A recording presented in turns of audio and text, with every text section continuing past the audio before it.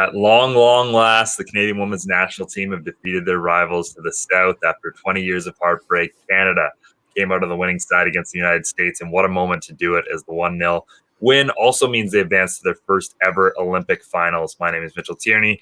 This is Wake the Red Weekly, and on today's edition of the show, we will, of course, talk plenty of women's national team, recap the Gold Cup a little bit, discuss another draw at BMO Field for Toronto FC, and more, I am sure. Kristin Knowles, the Vocal Minority Podcast, is our guest this week. And we'll get her take on all things women's national team, the historic win for the program, and where they go from here. But first, as always, the main men, Jeffrey P. Nesker, Michael Singh. Boys, sleep deprived, but immensely happy this week. Go ahead, Mike. Look at that smile. Uh-oh, he's on mute. He's been muted. We can't hear you, Mike. That's on me. Nice. No, I just smiled because you said sleep deprived, and I just thought immediately back to like what a crazy, really like 12 hours, because obviously we covered the Toronto FC game here at Wake in the Red, and that was, you know, a later one. Probably got wrapped up after the press conference that everything was done, probably by like 11. And then 4 a.m., of course, like I managed to actually get in a few hours, thankfully, in between then. And then 4 a.m., rise and shine, man. Like, honestly, I didn't really have much trouble waking up for that one because I was just so pumped, so excited. It was such a long time coming, and the adrenaline after that game just kept me going, you know, through the rest of the day. And dang, what a historic moment for Canadian soccer. Jeff, how you doing? I'm good. I'm wondering if I even get to talk about it because I slept through it. I mean, it was very, very nice to like I said, I love my sleep, guys. I managed to stay up without a disco nap until about 2:30. I can't remember what I was watching, what Olympic sport I was watching, but it got really boring really quickly, and then I just fell asleep. And then, you know, I woke up, and it was fun to sort of recount the match and all of your reactions to it by going on the Slack chat. I did that first before I checked the scores because I wanted to sort of live vicariously through you guys while you were living the event, and it was fantastic. Yeah. And then, of course, you got to see it every 15 minutes on the various Canadian networks because they played the hell out of that footage, rightly so. Yeah, and how sweet it was that it came down to at least a somewhat controversial penalty. I mean, it just everything that happened in that game seemed to perfectly fit the narrative of 9 years later, and almost how you'd want Canada to do it if they were to, you know, finally get that win against the United States. Perfect. Yeah, it's so fitting. Like, I was, again, like the one thing that was brought up like throughout the week leading up to not even that match, just Canada's tournament overall, was that game against the US back in 2012, which, you know, united a lot of Canadians' anger because what a joke it was in terms of officiating and, you know, Canada coming up on the short end of the stick there. And then, as you say, Mitch, like, really, that call against against the U.S., it technically was a penalty, but it really came out of nothing. Like, it was completely against the run of play. Even the play itself, like, there was no real danger. Was it Dan Rose who eventually drew the penalty? Yeah. She just, you know, trucked it down and made something really out of nothing, forcing an error out of the U.S. defender. And it's some sort of sweet justice, sweet revenge, and just so happy for those Canadian women who, again, some of them are still on the team. You have some alumni that are still, you know, holding on to that 2012 game, and just justice is finally served. 9 years later? So sweet, so gratifying. Yeah, and I have a question for you guys. Which is the best screen cap? Was it the slide, the slide? Was it the now I can't remember. Go ahead. Finish what you were going to say, man. I felt so bad about interrupting you that I lost my train of thought completely. Yeah, no worries. I'm going to be honest that I don't think anything you can say can beat that slide, though. That was an iconic moment in Canadian soccer. So I think that's Canadian heritage moment. Exactly. Yeah. Oh, I just remembered. Yeah. Jeannie Becky crying at the whistle, or Cincy hugging Lindsay Horan. I think it's still got to be the knee slide. Like that's just the moment. And It yeah, was a trick question, yeah, but yeah. of course it's the knee slide. Yeah. Yeah, it's funny, like the penalty as well, like you said, Mikey, like in real time, you see, like I don't think any of us thought penalty at all on Play that play. It on. was like, yeah, it was a good rush by Deanne Rose, and then you see the ref go to the VAR, and you're like, what is this for? And then they show that first replay, and like that, I still get chills thinking about that because I realized immediately, I was like, oh my goodness, that's going to be a penalty, just because She kicked there.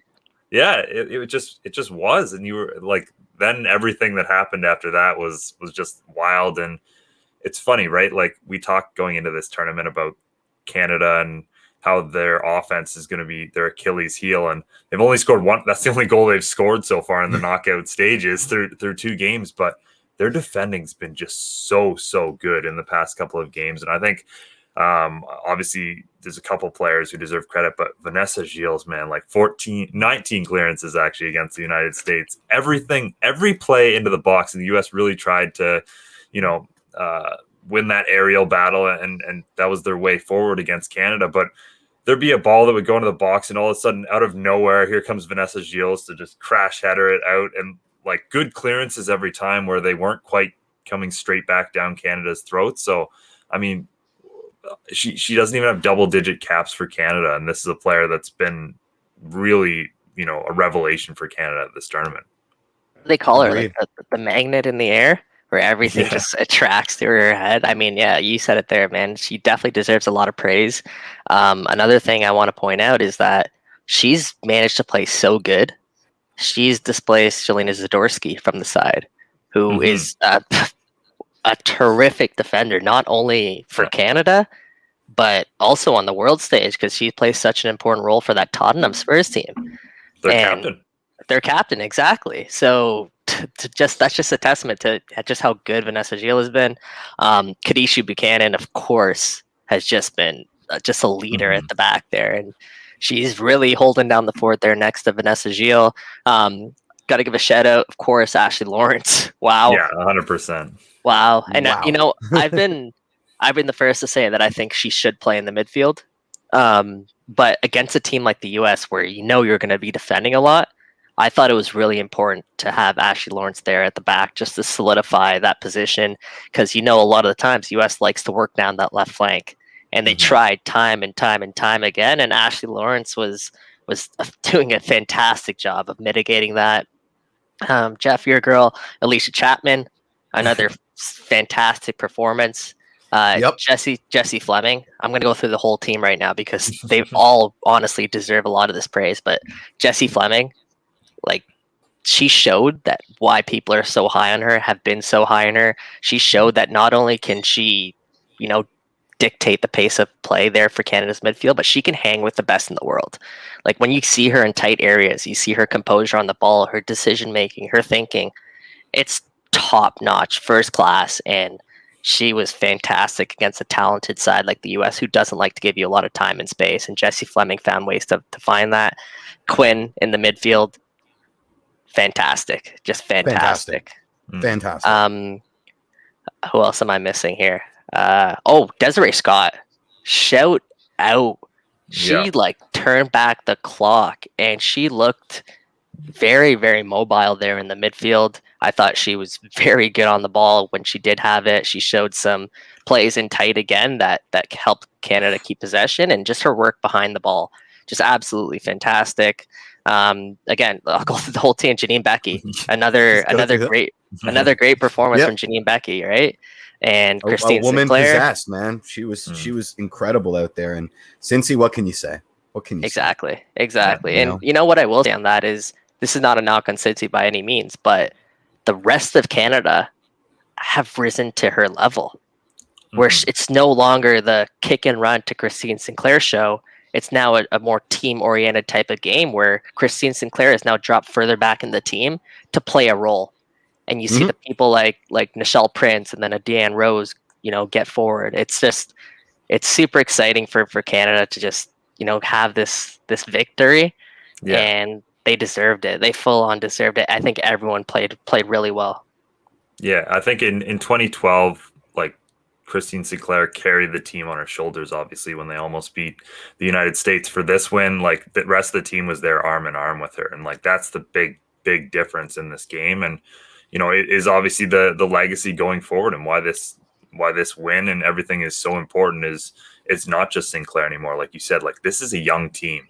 There's a lot of these players who are, you know, just entering their 23, 24, 25. Like, they'll be around for another cycle, and they'll be able to continue to build on this. So that's massive. And I did also want to shout out Ashley Lawrence as well. Like you said, 100 caps. And like you said, having her at the back was so important, not just for her defensive work, but once they got the ball back, and there was so many like clearances at the end of that game when Canada was desperate, but her ability to just carry the ball out of space was huge for Canada in terms of, you know, lessening that pressure on them late in that game. And yeah, just what a player. It looks like Kristin's here, so we'll continue to revel in the glory of this win with her. Bring her on now. Hey guys. Hello. Hi. Now Messy joined chair. by Messy chair. No one needs to see a messy chair in my house. fair enough. Now joined by Kristin Knowles, the Vocal Minority Podcast. Thank you so much for coming on, Kristin. Thanks for having me. Yeah, Kristen, I just want to quickly apologize because I will have to be dipping out shortly, but it's not because of you, I swear. Oh, sure. I swear. Sure, fine. I feel like the last time I was on, you avoided me too. I don't know what's going on. I know, man. I know. Is there something I said? It's these press conferences from Toronto FC that he has to go to. You know what? If he finds out what's going on with Pozuelo, then I'm good. He's allowed to leave for that one reason alone. Otherwise, fair. I'll ask it just for you, Kristin. Thank you. We uniformly don't care what happened to Dom Dwyer because it means that Patrick Mullins gets to move further up the depth chart. So don't worry about asking that question. No. Yeah. Who cares? Who cares about Double D? Let's Mitchell, I mean, your question is basically what we've been talking about for the last 10 minutes. So let's. Yeah, I feel like you guys have answered all the things I'm going to say, but we can keep talking about it because I'm happy to. Anyways, Mitchell, what's your question? Yes. I think since Mitchell and I are twins, right? Yeah, we're in the same. You two are slackers, clearly. Yeah. Whoa! You just can't. No, he's got. Oh, all right. And we all know. This year's, all right, KK. I got this year's. I would have been wearing my. Classic. I would have been wearing my Black Canada training top, but you know, somebody by the name. But you go to the wrong winners. That's not my fault. Man, I went to BC to get mine, so listen, I've put in effort. I walked the entire west end of the city. I went into a million different winners and country. Yeah, okay, fine, you win. Yeah, no shares. I'm like, tell us what happens with pot. It's funny. I think I got mine in PEI too. So very interesting stories behind these Canada kits, and we all know how tough they could be to get at times. But indeed, I think it's the thing that's on all of our mind is, can you even believe what you saw yet after all these days? And I guess just how big of a win was this for the sport in this country? It's unreal still. Like I like obviously like I start talking about, I start smiling, right? Because it's just such an amazing thing. And it's, I honestly, and I've seen other people say this, like I literally, I was crying. I was crying when the final whistle blew, when I realized it was happening. Like the match was about to end. Nothing else was going to happen, and that they had done it. And like, not sad tears, obviously, like joyful, happy tears, but also tears of relief that this hurdle, this obnoxious, weight on their shoulders was finally lifted, and they can look past their history and look forward to new history and to a new way of viewing this team and this program. And it was just all of those things, but like, so happy for all of them. So happy for the vets from London. So happy for fans that are watching. It's just like I get goosebumps thinking about it. I'm just so overjoyed that this happened, and that it happened on the back of a really good game. Like, that's the other thing. No one can point at this game, and people can whinge about the penalty if they want, but I just gesture at the world of football, so go away. And it was a really good game. So no one can come back and be like, oh, well, you can shut up, because they not just held their own, but they held the Americans at bay. And that's not something that they normally do. Like, this was their best game of the tournament. Easily. Yeah. And a complete game from the entire squad. There was, like, you guys were talking about the performances, and like, so many people to talk about, like, literally, like, as you guys said, like, the entire squad. But yeah, like, so you've got Ashley Lawrence, who we talk about a lot, who I talk about a lot. I love Ashley Lawrence. She's amazing. I am so thrilled to see all of the love she's getting and all of the recognition that is now coming her way based on this tournament. It should have been coming before that. We've been talking about her for a lot longer than that, but that's okay. If this is what it takes to get her profile raised, you were talking about whether or not she should be in the midfield or she should be back in defense. I'm like Michael. I'm like a big proponent of Ashley Lawrence midfielder, because in matches when she gets moved up to the midfield, especially when she gets paired with Quinn, because the two of them together are such a dynamic force. You've got Ashley Lawrence's creativity and Quinn's defensive vision. It's wonderful. They play off each other so well. But in this case, not just because they're playing the Americans and you need to protect that flank, which of course you do. That's one of their favorite routes. But it's an Olympic squad with limited players. So if you move Ash, who do you put in her place? There's no one, right? Like, the flexibility isn't the same. And that's why it was such a brilliant thing to bring her, not just because she's brilliant, but because of her flexibility as a player. And I do also want to highlight Vanessa Gilles, because what the hell? Yeah. Like, what the hell? Like, I've been a fan of hers. It's been great to watch her come along this last, God, even just 6 months. But this tournament, like, my word.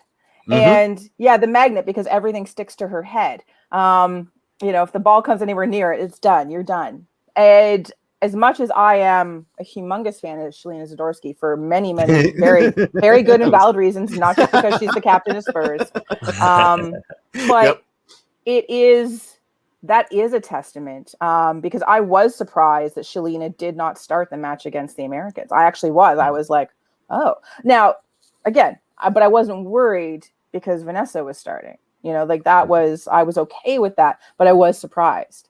And Janine Becky, who I love. I love Janine Becky. She's such an interesting person. And I say this to everybody when I'm on their show. If you haven't watched Janine Becky's show, Brews with Becky, you're doing yourself a disservice. You should watch it. It's about coffee, not beer.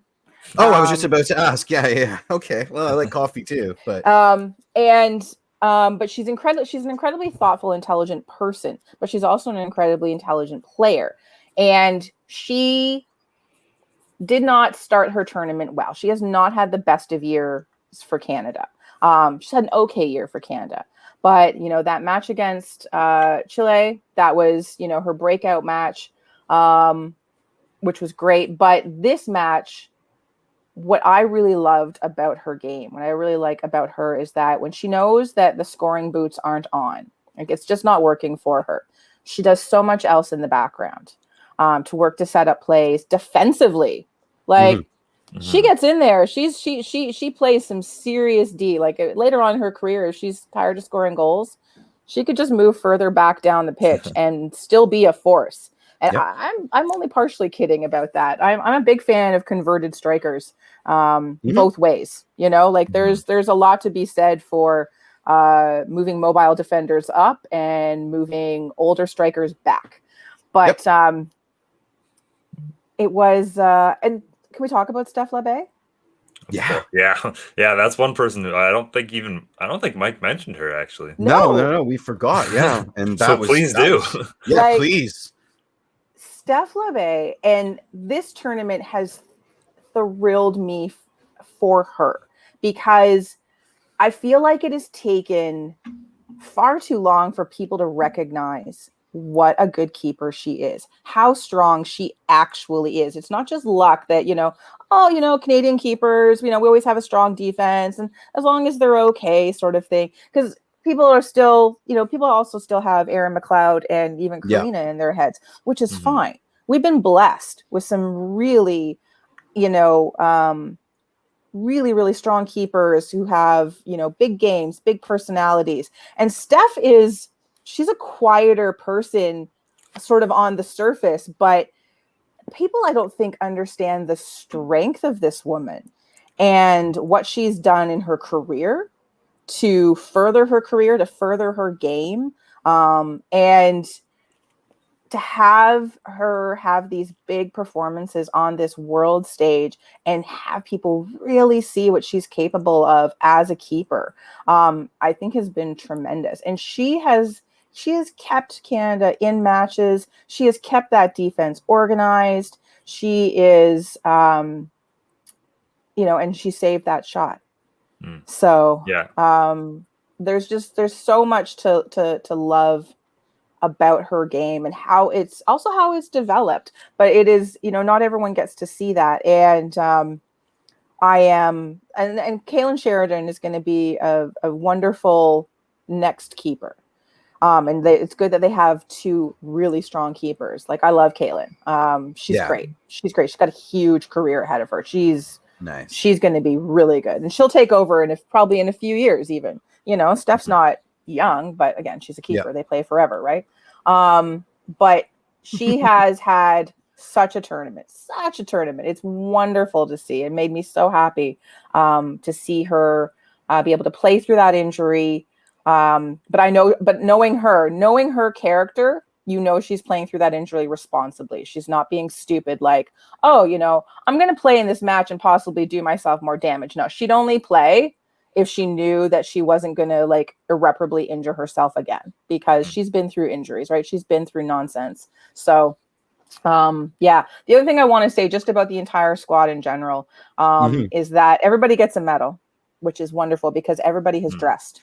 Not everybody's played. Yeah. You don't have to play. You have to dress. So credit to Bev Priestman and staff for doing that. And credit to Bev Priestman for what is happening with this squad. People were highly suspicious and highly reluctant to accept her as the coach in this program. Didn't think that she was anything more than, like and again, a lot of this stems from people's distrust of John Herdman in some ways. Sure, he got into the big stage, but they never really accomplished anything. The program hasn't moved forward. They don't play young players. They don't do this. They don't do that. It's been really, really, and again, I don't agree with everything she does, but you never do, right? Does anyone ever fully agree with the coach of anything? But I think she has progressed through these last 6 months. You can watch the evolution of how she's using these players, of how she is setting this team up, and the recognition between herself and the players of what they're capable of and when they should step back. And Christine Sinclair is a fantastic example of that. Like, obviously this team and everybody loves her and will do anything for her. They would run through a wall for Christine Sinclair. And, and John Herdman was the same way, right? Like they had there was always a big thing to get success for her as a, like, God damn it, look at everything she's done. We owe her, and they all still feel that. But to have the, like, the recognition, the self-awareness, and the discussion amongst teammates and amongst a team with the coach, most likely in terms of that penalty, for several reasons. To know that, one, this is a keeper I play with. They know my game. I practice penalties on this person. They know what I'm doing. To know that maybe I'm not confident enough after that miss the other match, that I've got a little bit of whatever. To know that I'm carrying a bit of a knock. Maybe I'm not 100%, and taking this penalty shot might be a bad idea. But knowing I've got confidence in this amazing woman who is like calm, like cool as ice, just stepping up and doing that. Like, and that's a hallmark of Fleming's game, right? Like, she is she is cool. She is a cool customer, like passionate, but she just like slides in and out. It's amazing watching her. But knowing that this has all been discussed, that they all had an awareness of what was going to happen, and that Bev Priestman trusts her players to make the right decision, and to just go forward from that.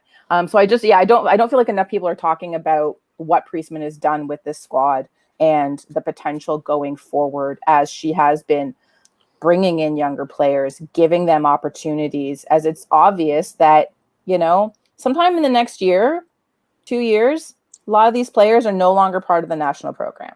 And because they've been a part of the national program for 20 years. Yeah. And maybe it's time. Maybe it's time. And that's not a bad thing. That's not a bad thing. But it's also great to know that there are other players that and that they can move on with confidence, that there is, you know, the next level is right there. Yeah. Because you know some of them stay because who else was around to do it? Yep. So I'm gonna flip it to the other team. Do you think that that man management was the failing of the, like we just talked about Bev Priestman and how she's become really good at player management? Sorry to say man management. Do you think that a failure in player management was responsible for the US's collapse, or would you even say that it was a collapse and that maybe they just got beat on the day by a better team on the day? The latter. I don't view it as a collapse, no matter how it wants to be spun. If you look at the American program, and I was talking to someone about this yesterday, and they are no longer the club that just shows up and beats everybody decisively with, you know, we're just going to score 8 goals against you because we can. No. They can't do that anymore. And that's a combination of things. One, they are an aging squad as well. They rely on some now very talented. Very talented. Don't get me wrong. They have depth. Like that triple sub. If you were watching that game and that didn't strike fear into your heart, like I think my heart skipped a beat. Like, what the hell did they just do? Like, yeah. You know, I was like, I need a blanket. I need a shot of something. Yeah, the opposite of that screen cap that wonderful account, that Twitter account that I follow posts every day. It was the opposite of that. But 100%. Yeah. So, but you know, you look at their first match of the tournament, decisively beaten, and they didn't have. I don't feel like they had a breakout match in this tournament. Like, again, they're a very good squad, and they feature some of the top players, some of the top female players in the world. But that is the same across several of the teams in this tournament. Like, I feel like this tournament, these last few months, is a leveling period between the countries. I agree. The level of the game is finally coming up, and that is for opportunities based in other countries, for not just the Canadian women, but women in the other squads, and more focus on the women's game in several countries. Again, there's so much work still to be done, but I think. Yeah, like I think the Americans, I don't think the Americans managed their game poorly. I think they had a really good game plan. And you saw, like, Canada had to absorb some pressure. Like, that was, again, like, that wasn't a walk for anybody. There was that stretch of, like, what was that, 20 minutes or so? Where I was I was unpleasant and uncomfortable, and I was not happy. But squeaky bum time. Oh, yeah. So that... Again, like looking at that match and looking how it played out in terms of who was on the pitch for each side, I think you can recognize that they were just outplayed. And that's not a bad thing. Like, that's a good thing. You know what? And it is a good thing it's a good thing for the Americans, honestly. They need a little humility.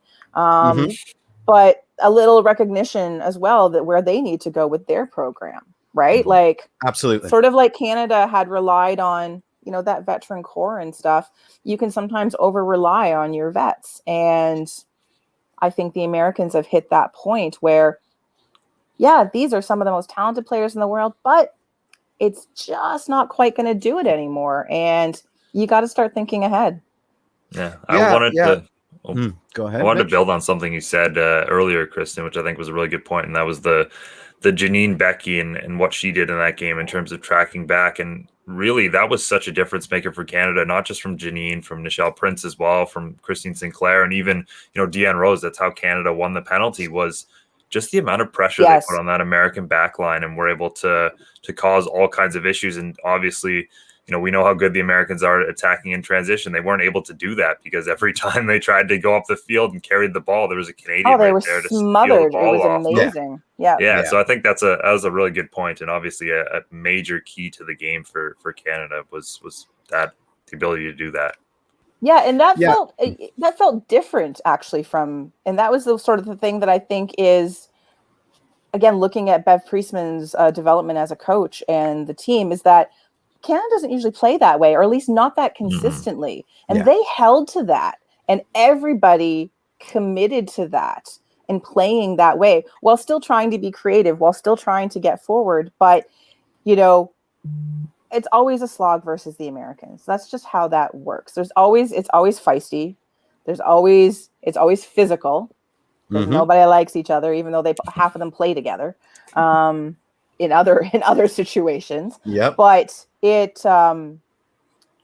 that was you rarely see the Canadian side commit to that kind of shutting down as a game plan, and for the most part executed really well. Absolutely. I had a question, but looking back on it, I mean, the women's game, like you said it yourself, it's in such flux right now. The goalposts keep changing, especially the international game, with all the federations pumping money and can we say that Canada's resumed its place in the upper echelon of the women's international game, or is that arrogant presumption at this point off the back of one victory, even though it was a profoundly important epochal victory? I don't know if you say arrogant necessarily. I don't know if they can say that fully yet. They've always been, there's always been the couple teams at the top and then Canada kind of thing. And it's kind of like, maybe there's 3 teams at the top now. Maybe they're just doing this a little bit. Everyone's rotating. I think you have to look at the next year. We have to look ahead to the next World Cup. The next World Cup will be very telling. The World Cup is Canada's Achilles heel. I don't know what happens to their brains when they go to the World Cup. But something just sets them off, and they're like, oh, we forget how to do this. We're some of the most talented players in the world. We've done lots of good things, but oh no, it's the World Cup. And it's bizarre. It's bizarre to me what happens to Canada at the World Cup. So I think, these next 2 years will be really important. And like I said, because you're going to see transition of some of the veteran players out of the game. It's going to happen. Whether they just don't get called anymore, or some of them retire, because some of them are also going to retire soon. Yeah. And again, there's nothing wrong with that. They have served well. They have served long. They deserve a break. Some of them will probably go into coaching. Some of them will stay involved. Diana Matheson is a fantastic example of that. She couldn't come back from an injury. She has contributed a hell of a lot to this game. And her focus now is on raising the Canadian game, women's game in Canada.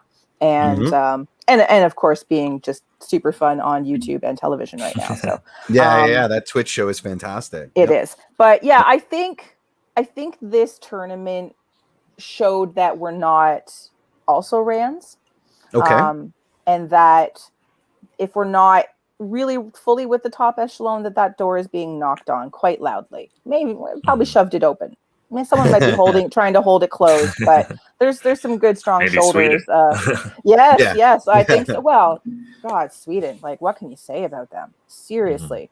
I wish we were playing Australia. Sorry, Australia. Sorry, Matildas. But I did not want to play Sweden. No. Yep. No. Yep. But hey, Mitch, that was a wonderful segue. You sort of asked your question without actually asking it. That's terrific.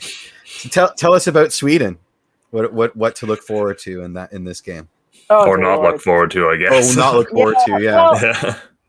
the thing is, and it's funny, when we talk about the World Game, people don't talk about Sweden, and they should, because they're stupidly talented, and they've been here before. Why does nobody remember this? This isn't that long ago. I guess it's a little bit long ago, Olympics, but they are consistently one of the top performing teams, and they have goal scorers.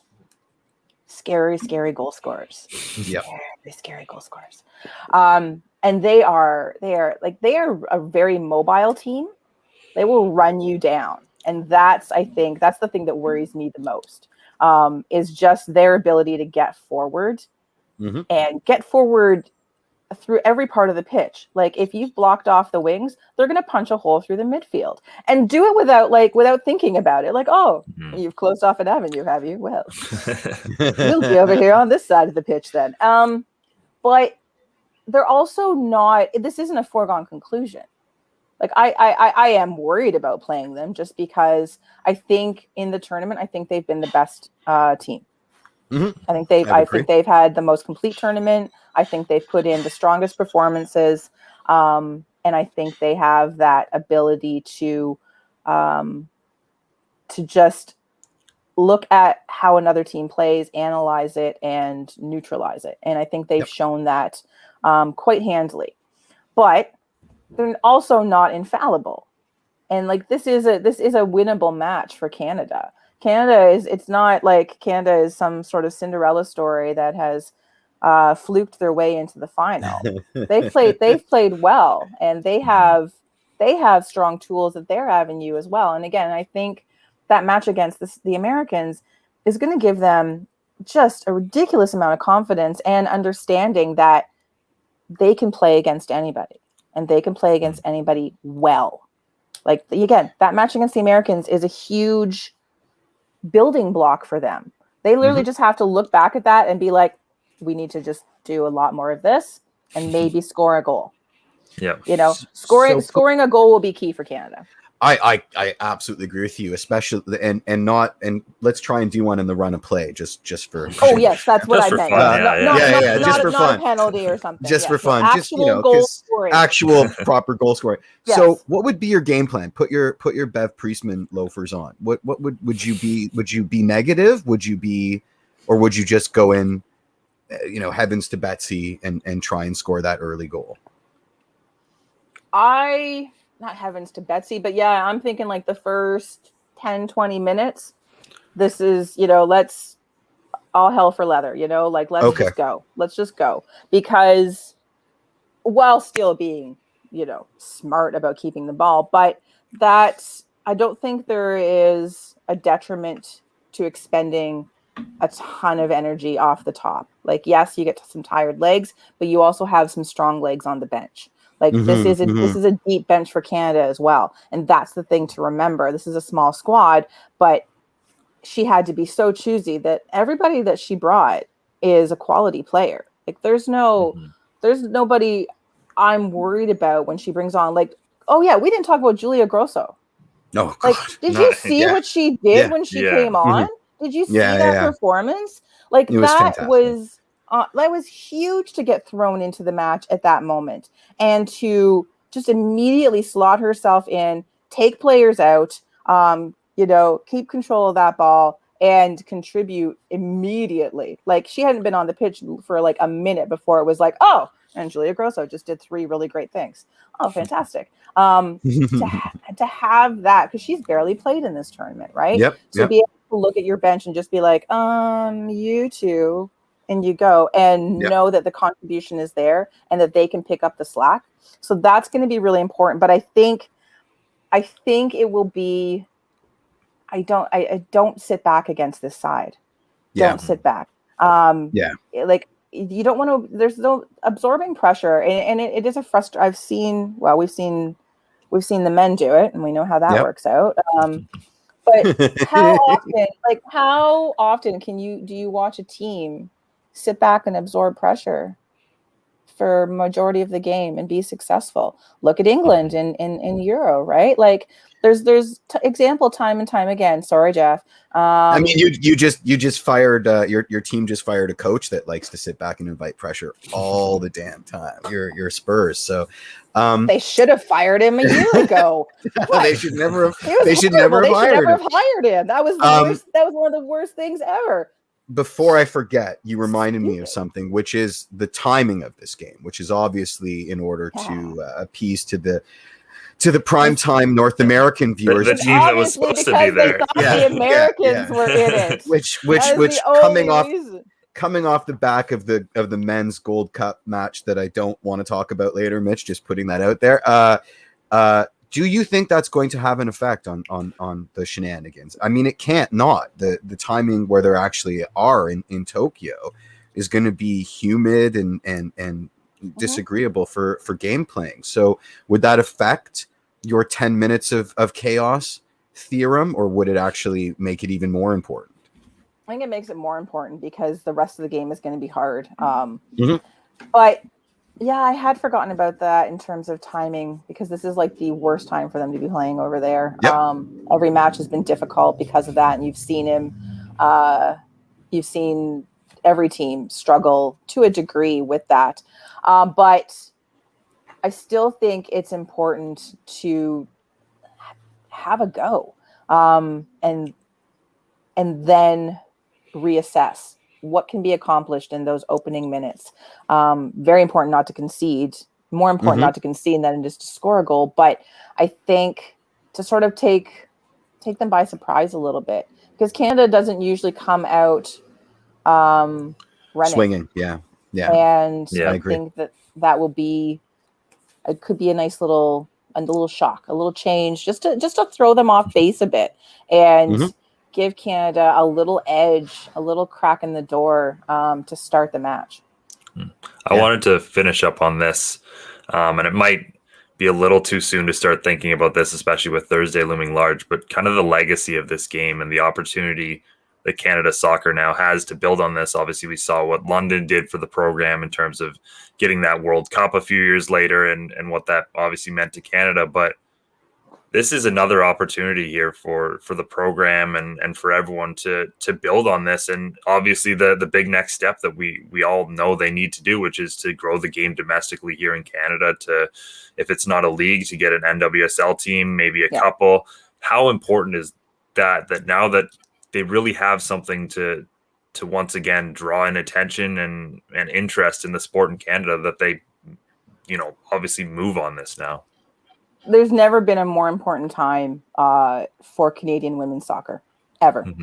And since the first Olympics that they went to, since in the last 20 years, there's never been a more important time.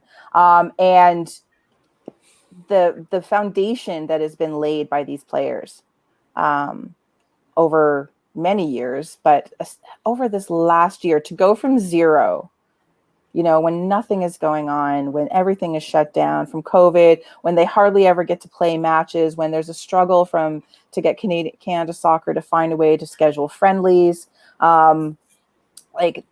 there's struggles across federations, both men's and women's, in terms of playing and keeping the match in the public eye. But to have this kind of profile raising awareness, global awareness of these players and of this program, and then to let it die on the vine will be the hugest mistake that Canadian soccer could ever make. So they absolutely must get some NWSL franchises up here. And I say that not because I don't want a Canadian league. I absolutely do. However, it is not happening in the next 5 years. And if it is, I will be shocked. And everybody that is possibly working on it is doing a very good job of keeping lids on it. Because there is no talk of it anywhere. Nowhere. The only talk you hear about the women's league is that the potential of a women's league is like, oh, yes, we would like to do that. We think it's important. We'll talk about that.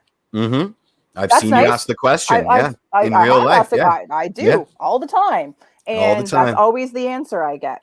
we're talking about it. Oh, no, we think it's really important and we really totally support the women. But yeah, we're looking into that, or we've agreed to look into that is often the answer. And if they're not going to do it now, when are they going to do it?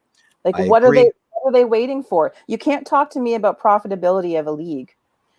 The leagues aren't designed to be profitable to start. No, that is they not hemorrhage how money. This works. Yep, exactly. So if you're going to hemorrhage money for the men's game, which you should, like there needs to be a national league, then you should do it for the women's game. But you're not going to.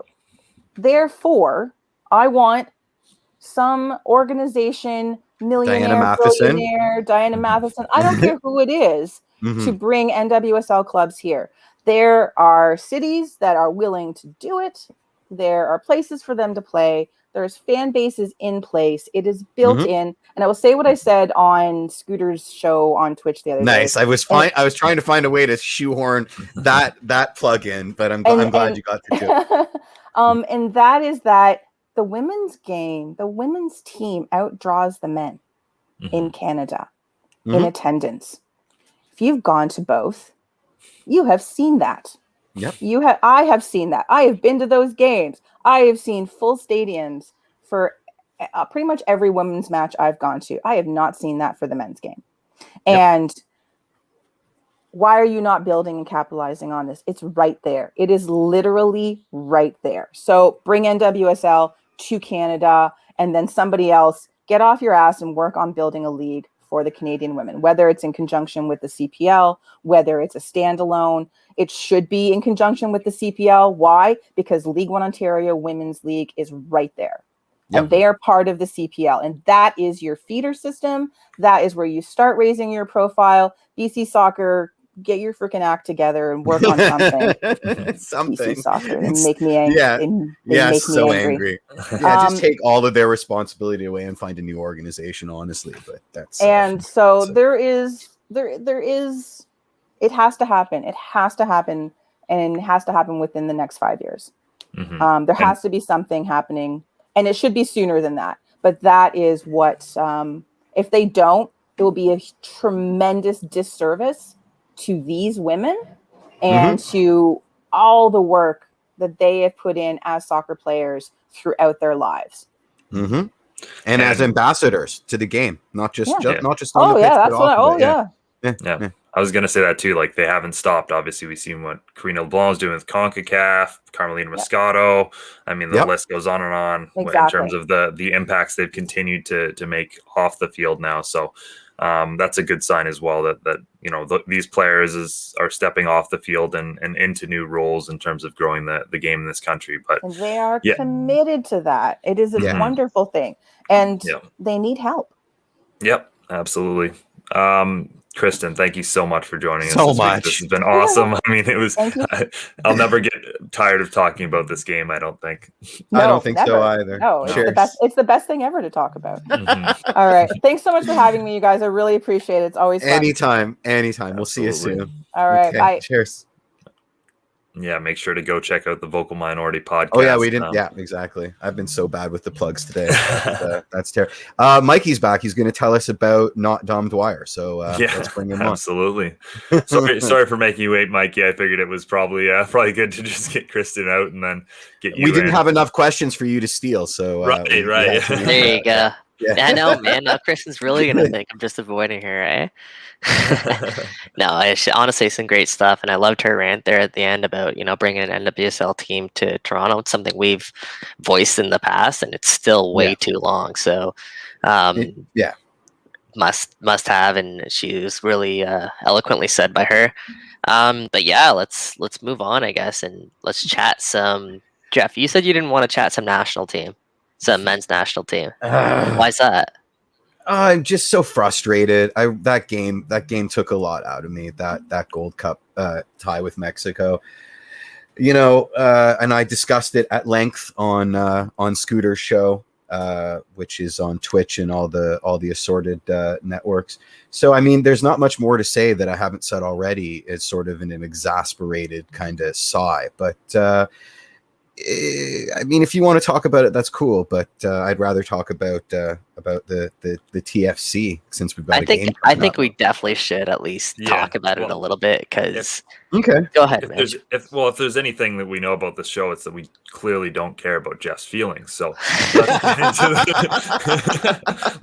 let's get into the Gold Cup a bit because, like you said, I think it is important. And I guess I kind of echo Jeff's feelings a little bit in the sense that, like, obviously, you know, the main takeaway from this should be how great of a tournament it was for Canada, how incredible that performance was against Mexico to go toe to toe with, I think, still the best team in CONCACAF. I know they just lost to the United States, but I think they are still the best team until proven otherwise in World Cup qualifying. So the way they performed in that game, the way they weren't scared at all, Tajon Buchanan's goal, obviously all of that was so incredible and a special moment, but it's hard to separate it from, you know, all the awful off-field stuff between the way that chant once again changed the trajectory of the game, all the racial abuse that Tajon Buchanan took after. Like, that's unfortunately what's been staying with me about this game. And Me you too. know, all the work that the region and CONCACAF really needs to still put in to make sure that,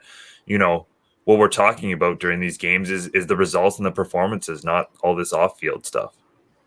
Exactly. Yeah. I mean, personally, I just want to let this frustration fester until World Cup qualification, and I hope that the men's national team is doing that as well, because it's BS, guys. It's absolute BS. CONCACAF's not going to do anything.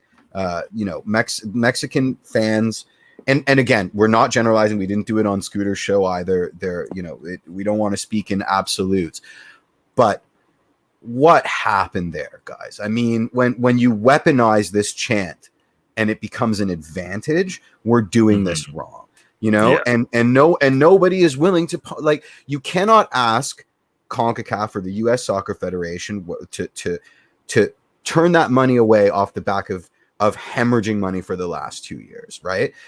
You know, FIFA stepped in and said this can't happen, but that's about as far as they're willing to go. And then the responsibility keeps getting passed to people that aren't willing to do anything, right? And so it's like sitting down to a poker game and everyone knows your hand. Why wouldn't the Mexican national fans use this chant? It's not been weaponized. It's an advantage for them. So I find it unbelievably frustrating. And then you know, we talk about what was it, 7 minutes of extra time that became 9 minutes of extra time, just long enough for them to get that dagger. I don't like wearing my tinfoil hat, but it's really difficult not to. It's really difficult not to with this set of circumstances. Yeah, I think you guys pretty much summed that up. Like, it's a joke. It's disgusting. It's whatever, you know, word you want to use there to describe it. It's just completely unacceptable. And at a certain point, like, there has to be some real action taken here, because obviously this is not getting any better. It's an incident that occurred multiple times during the Gold Cup, not just because it cost Canada some points or, you know, them moving on.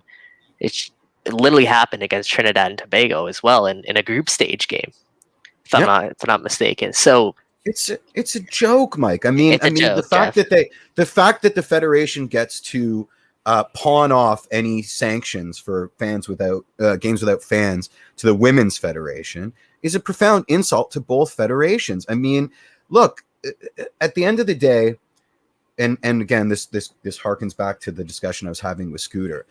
The only solution that's going to happen is an internal one, and that is a critical mass of fans in the stands saying this is not going to happen. We know that powers that be are not going to do anything because there's money on the line and there's skin in the game, and that is a long, patient change. And I just let us play, guys. Like, let us play, because we came to play in that game, and I think we would have won it if it wasn't for all the off-field shenanigans, and that's unbelievably frustrating. And okay, yeah, and I think we all said what we need to say on that note. But I did want to talk about the game for a little bit, because honestly, like, let's take all those antics away from it. What a game from the Canadian men's national team. Especially when you consider all of the players that the team was missing.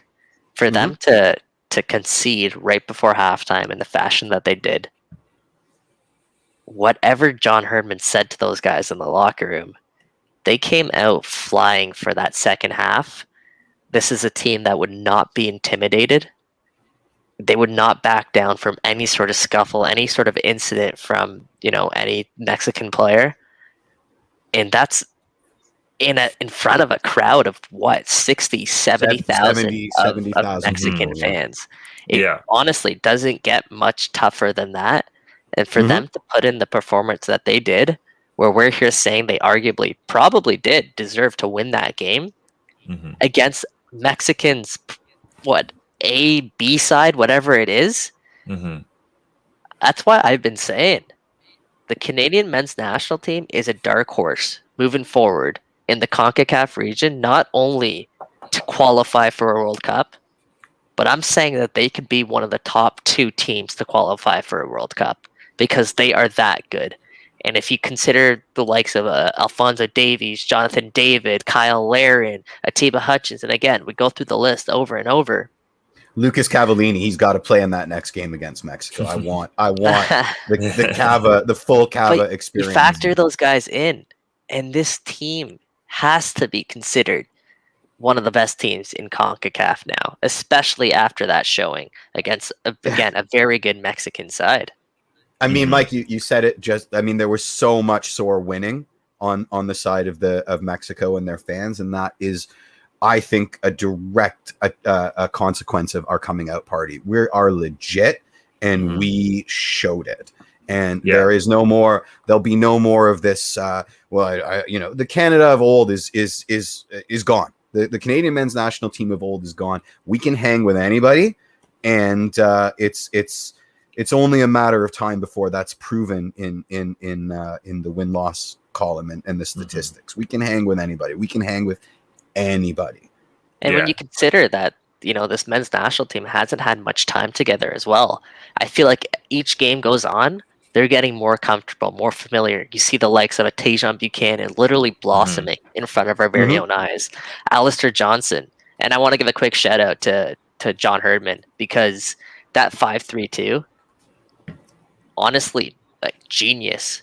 Because not only is he factoring, a style of play that he wants to implement, he's taken in the roster in terms of the makeup of players that Canada have. And Kamal Miller and Alistair Johnson, so perfect in those left and right center back spots, because they not only are they sturdy defensively, they also have the pace, and they also have the ability to pick a pass moving forward, and to be able to really seamlessly slot those guys in there into that spot, which frees up the likes of an Alphonso Davies or Tajon Buchanan or Richie Larea, wing backs that are really some of the best in this nation at going forward. It's honestly genius, and I can't commend him enough for figuring that out. And the future's bright, man. The future is really bright. That's the way I came away from that game. Yeah, and I think that Tajon Buchanan goal was legitimately like a massive moment for the game in this country, because like Canada just straight up punched Mexico in the mouth in that moment. Like I've never seen a Canadian national team, like, I think I tweeted that was the coldest goal Canada's ever scored, and it was like, just so much composure.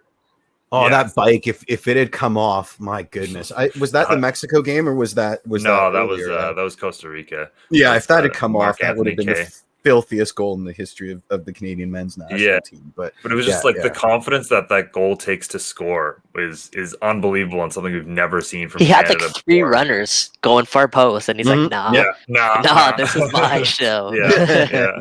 And that's honestly, that's a superstar. Superstars have that mentality, and when you can pull it off, that's where you make your money. And Tajon Buchanan's transfer value just went up about 2-3 million just because of that goal for the New England Revolution. Easy. But I'm sort of segueing here, but I think one more year under Bruce Arena on that squad is maybe not the worst thing in the world in terms of Tajon moving on right away. I know I've gone on a total digression, but honestly, like, every young player is so different. Would I say 1 year would benefit him? Perhaps, but I honestly think he's ready. I think he's ready to make the move over. He's still, again, getting better and better, and why not put him in the best environment possible to improve and against the best players? So the He's earlier not the going to better for Manchester me. United. I don't care what candles you light. He's not. He's not going to Manchester United. Just quickly, because Yvonne's asked like 3 times. The proper pronunciation is Lai, correct? Well, LAH. did you see Richie Laria's statement on Twitter? I did. I did see Richie Lai's So statement. I on think Twitter. just go to that statement and you'll get the answer that you need. He's not picky in terms of whether it's Larea or Lai. Lai is the Ghanaian pronunciation, and how his I guess family would go by it, but he's lived in Canada for years and years and years, and it's always gone by Larea. So he doesn't mind either pronunciation. So what's proper? I mean, I guess that's subjective, right? Oh, yeah, I suppose you're right. Mm-hmm. Well, let me ask you: are you going to call him Lai or Larea? I honestly haven't even made my mind. I like Larea just because I'm so comfortable with it. But yeah. If he doesn't have a preference, maybe I'll stick with that. But I like Lai because no one's going to know what I'm talking about, and then I'll have to spell it out for them. I'll be like, "Oh, that guy, Richie Larea," and then I can be pretentious, which is my default setting. So that'd be kind of fun. Tell us what's going on in the press conference. Enough. I want to know what's going on with our man Pozuelo. Yeah, I mean, Pozuelo still is day to day right now with his leg injury. Really suffered it in the lead up to last match, and he was a surprise absence, obviously, from last match. Just reading between the lines here, it seems like it's a long shot that he'll play in tomorrow's game against the Philadelphia Union, but he should be back on Saturday for New York City FC. So again, TFC will have to dig in, find a way to get some points without their talisman. But it against a Union team away from home, the last time they played against a Philadelphia Union away from home, we erased that game from our memory. So yeah, what happened? It was So yeah, I mean, the Union right now, they're not in the greatest run of form. They're still a very, very, very good team, especially when they're playing at home in front of their home fans. So this one's going to be a really tough one. It really starts a really tough week in general for TFC, because after Philadelphia, they're going right now to they're going to be hosting the hottest team in Major League Soccer, and that's New York City FC, who's just scoring goals for fun against really tough opposition. Yeah. They just destroyed Orlando and Columbus back to back. Scary stuff. Scary. I like what Will Dunn is saying. Just instead of the one from last season, let's think the 2019 MLS opener, Bradley Brace. Golden There we Boot go. winner, Positive Michael vibes, Bradley. baby. Yeah, exactly. Another thing from that presser, I guess I'll mention is 2 things I want to touch on. Is one, the play the young guns movement. That's kind of gone out the window. And there's a couple reasons for that. It's not necessarily that Perez doesn't like playing his youngsters. It's the timing of it is that TFC right now, they're looking for stability. They're looking for something that's sure, and they need to pick up points. So they're trying to build off what has been set the last 5 games, and going with that stability, you're not going to be able to inject random youngsters in your lineup. A player like Ralph Priso, he took advantage of his opportunity when Aro got injured and Mark Delgado shifted to right back, ultimately summoning Ralph Priso into the game, and he hasn't really looked back from there because of the strong performance. Now that's going to be few and far between to come by for young kids. And specifically, before I say this, he also mentioned that he doesn't want to bring young kids into an environment that isn't stable, an environment that isn't a winning culture. He doesn't want to be injecting kids into that scene, because it could do bad things for their confidence, right? If you come in, a kid has a bad game in an unstructured lineup, then it's not really helping him in any sort of way. So another thing he mentioned there was the fact that when he does bring kids in, he wants to ensure that it is a positive winning environment. Specifically, I asked him about Jaden Nelson and Shaquille Marsharuti, and this is pretty interesting. He again reiterated that he wants to bring his young kids in a stable environment. But he did say that Jaquil Marshall-Rudy, he wants to keep close because he thinks he's actually ready to contribute to the first team. And I think that's really a testament to kind of the player that Jaquil Marshall-Rudy is, where he's so sure, so solid. He's very smart in terms of the game, thinking the game. He is willing to make the right passes. He isn't trying to do too much.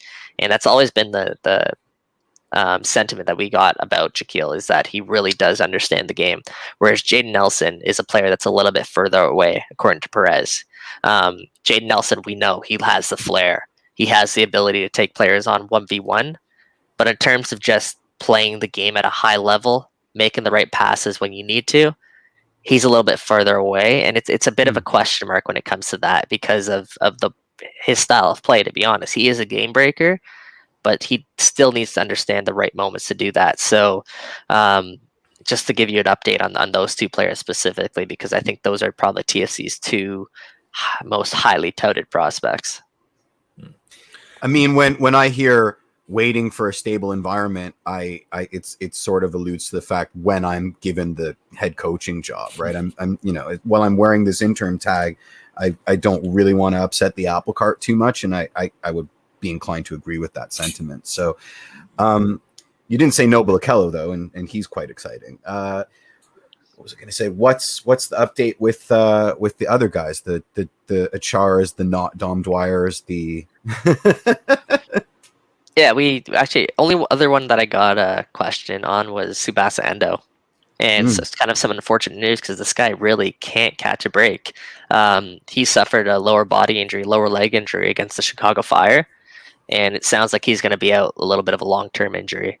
Oh, so no. That's just a tough break for Tsubasa, who really was starting to find his own. And after missing the entire preseason with surgery, he started to, like I said, find his own. He started to really earn a spot here in Javier Perez's lineup. And it's really disappointing to hear that, once again, he's taken a step back as a result of an injury. Achara, for the first time this season, he's not actually listed on the Toronto FC injury report. There were rumblings that, he might go down to TFC2 in order to find games and get some run of play under his belt. But there is an outside chance that he does find a way to crack that 18, depending on how he's performing in training. But he is very, very, very close to game action, whether that is with TFC or TFC2. So honestly, this week, potentially, I expect him to find his name in one of those 18s. Not sure if I have anyone else. Speaking of names that we found in 18s on TFC2 that have now disappeared off the face of the planet, where in the world is Erickson Gallardo? That's a good question, Jeff. Like we talked about on that Twitter Spaces the one day. Listen, like if Javier Perez is really stressing stability and structure, how are you going to take someone like a Jonathan Osorio out of the lineup to play Erickson Gallardo? You're not. Right? What I have noticed again is, as you point out there, Jeff, he's no longer with TFC2. I mean, he still might be with TFC2, but he didn't play in the last match or was dressed in the 18. So maybe that's a hint towards him potentially, getting a run here with TFC, but he's not quite there yet. Michael, something you've mentioned, and maybe we'll finish up on this a little bit, is you keep talking about points. Lately, it's been more point for Toronto FC, and obviously they are aware of this. Omar Gonzalez after the game saying, "We know that every game needs to be 3 points before we walk out onto the field. It's at the forefront of our mind that this is a championship game. We need to win. We're at home in front of our fans. We have to get 3 points. So when you walk after the final whistle and it's another point at home, you're disappointed." So looking at this run as a whole, obviously, talk about stability, that's important, and it's been much better from Toronto FC. But I mean, the draws kill you, especially when you're chasing teams, because 1 point obviously is somewhat marginal in the standings. How important is it that Toronto FC start to turn these into wins, especially some of these games where they're at home and they're pushing late? Go ahead, Jeff.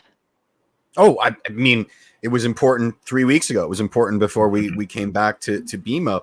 I think I would refine the question to where is the line of demarcation where we start going, all right, yeah, we are mathematically in a position, looking at the fixtures. Is there a point, at what point, I don't want to say lost season, but I'll say it. At what point is it a lost season? I mean, I think we're a month away from that still. Okay. Because they're only 2 spots, 8 points out. So that's a lot, but it's not insurmountable, certainly. I mean, and they do have a bunch of games coming up, as we've always said, against Eastern Conference opposition, including 2 this week. So while they're difficult, I don't think lost season is fair, especially with what they've been doing recently. We're not even halfway yet through the season, technically, right? And here's what I will say. Yes, absolutely, TFC needs to start turning some of these draws into wins, especially when they're playing at home. Because, 3 points in 3 games at BMO Field is not satisfactory. But yikes. Here's what I'll add. Since Perez has been appointed, TFC have picked up 9 out of 15 points. That's 1.8 points per game. Looking at the MLS standings, Eastern Conference table, that's good enough for second in the league in terms of points per game. Second in the Eastern Conference, in terms of points per game. That puts them right under the New England Revolution. Wow. So if you look at it from the grand scheme of things, obviously with TFC standards, they expect to win every game. But 9 points from 15 is actually a very good number. And if they were to technically keep that up the rest of the season, I would imagine they continue to make up ground and they get their way into a playoff spot. Again, Mitch, this is going to be a really tough week, as you said. They have 2 very, very good opponents they're facing, and 2 opponents they're honestly chasing down for playoff positions right now.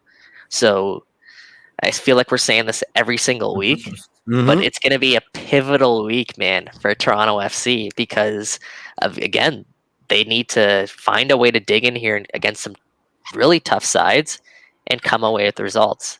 Now, if they go to Philadelphia and they don't pick up 3 points, if they pick up 1 point, is that a bad result? Not necessarily. Again, for all the reasons that we listed. And same thing against New York City FC at home. Like New York City FC, they're on fire right now. So 2 points from those guys, it's not ideal, but I don't know if that's a tragedy yet. Hopefully they can do better, but it'll be a real test this week. Yeah, no, absolutely a big week ahead for Toronto FC. And again, we this is another thing we say every week, but they have the guys back from the Gold Cup now. Those guys should be ready to play. So the squad is very much there for the team to take the second half of the season running. But we've gone well over time here. As I anticipated we might, considering all of what we had to talk about this week. So let's wrap things up there. Of course, huge thank you as always to Kristin Knowles for coming on the show from the Black Vocal Minority Podcast. Make sure to check that out. Thank you to Kevin, Sophia, and Edwin, of course, for all the work they do in the background. Of course, all of you for listening to the show this week. And we always love getting your feedback on all things Canadian soccer. On behalf of Jeffrey P. Nesker and Michael Singh, I'm Mitchell Tierney. Have an amazing week, everyone, and let's go Canada.